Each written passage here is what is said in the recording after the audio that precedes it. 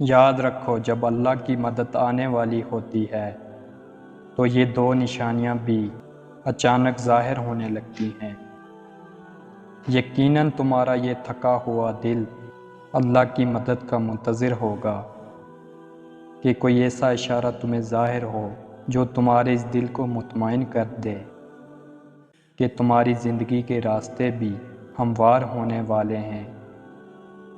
تو سنو، اللہ فرماتا ہے، تمہارا رب چاہتا ہے کہ تمہارے ساتھ آسانی کا معاملہ کرے اور تم ان لوگوں کی باتوں کا غم نہ کیا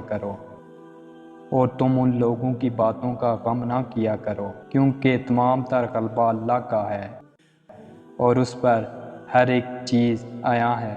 جو کچھ گزر چکا ہے اور جو کچھ موجودہ چل رہا ہے اور جو کچھ آنے والا ہے وہ سب اس پر روشن ہے۔ اگر تمہاری زندگی کے چند اوراق خراب ہو چکے ہیں اور تم ڈپریشن کی طرف جا رہے ہو، بے سکون ہونے لگے ہو، تو جان رکھو کہ کچھ اوراق خراب ہونے کا مطلب ہرگز یہ نہیں کہ پوری کہانی خراب ہو گئی ہے۔ اللہ فرماتا ہے کہ تمہیں تمہارے حال پر چھوڑ نہیں دیا گیا، اور مومن کا اعتماد اسباب دنیا پر نہیں بلکہ اللہ پر ہونا چاہیے، اور بظاہر ماحول میں سازگاری کے آثار نظر نہ آتے ہوں تب بھی اپنے رب پر پورا بھروسہ رکھو۔ وہ جب چاہے، جہاں سے چاہے، وقت پلٹ دے، حالات بدل دے، اور جان رکھو تمہارے رب کے لیے یہ کوئی بڑا کام نہیں۔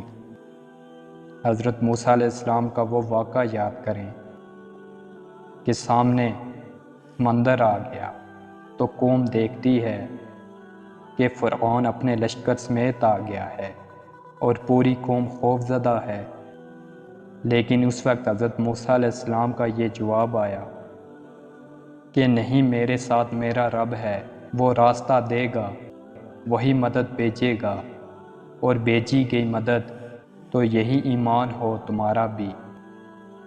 اللہ فرماتا ہے، جہاں کہیں بھی تم ہوتے ہو اللہ تمہارے ساتھ ہوتا ہے، اور جس کا یہ یقین قائم ہو جائے نا، اس کا زمین و آسمان کا فرق قائم ہو جاتا ہے۔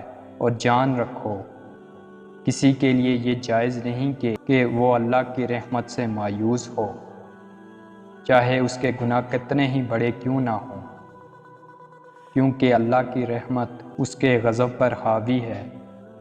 نبی کریم صلی اللہ علیہ وسلم نے فرمایا، تم میں سے ہر ایک اپنی ساری حاجتیں اور ضرورتیں اپنے رب سے مانگے، یہاں تک کہ جوتے کا تسمہ بھی اگر ٹوٹ جائے تو اسے اپنے اللہ سے مانگو، کیونکہ تمام تر اختیارات اور بلائیاں اس رب کے ہاتھ میں ہیں جس کی نگاہ ازل سے ابد تک تمام زمانوں پر حاوی ہے۔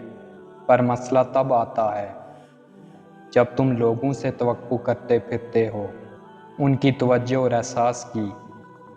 یاد رکھو لہروں کے ساتھ لاشیں بہا کرتی ہیں، تیراک نہیں۔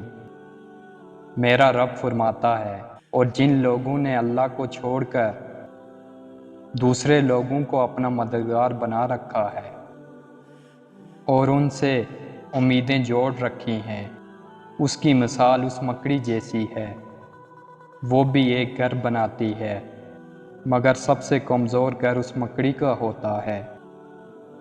کاش کہ تم جانتے کہ اللہ کی مشیت ساری مشیتوں پر غالب ہے،